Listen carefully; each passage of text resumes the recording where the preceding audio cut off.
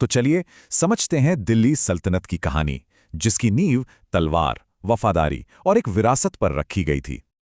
ये कहानी शुरू होती है 1206 में तुर्क विजेता मोहम्मद घोरी की मौत के साथ। उनकी मौत से जो सत्ता का खालीपन आया, उसी से दिल्ली सल्तनत का जन्म हुआ, जो 320 साल चली।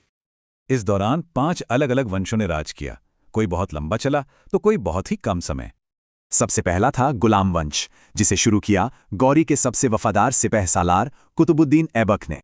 पर ऐबक ने खुद को कभी सुल्तान नहीं कहा, बल्कि लाहौर से अपने मालिक के नाम पर ही हुकूमत करते रहे।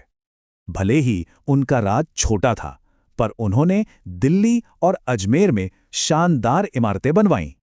लेकिन सिर्फ 4 साल बाद चौगान यानी पोलो खेलते हुए घोड़े से गिरने से उनकी अचानक मौत हो गई। ऐबक ने नींव तो रख दी थी, पर क्या ये नई सल्तनत उनके बिना टिक पाती?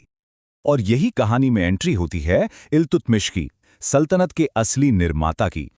इल्तुतमिश, जो ऐबक के ही एक पूर्व गुलाम और दामाद थे, उन्होंने सत्ता अपने हाथ में ले ली। उन्होंने राजधानी को दिल्ली शिफ्ट किया और अपने दुश्मनों को हराकर साम्राज्य को मजबूती दी।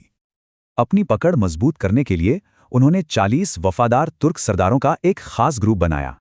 और एक असली हुकूमत की तरह उन्होंने सल्तनत की अपनी स्टैंडर्ड करेंसी भी जारी की।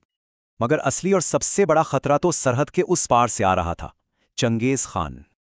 अब हुआ ये कि चंगेज खान से भागता एक राजकुमार इल्तुतमिश से पनाह मांगने आया। अब वो क्या करते? इल्तुतमिश ने बड़ी समझदारी से मना कर दिया, और इस एक फैसले ने सल्तनत को तबाही से बचा लिया।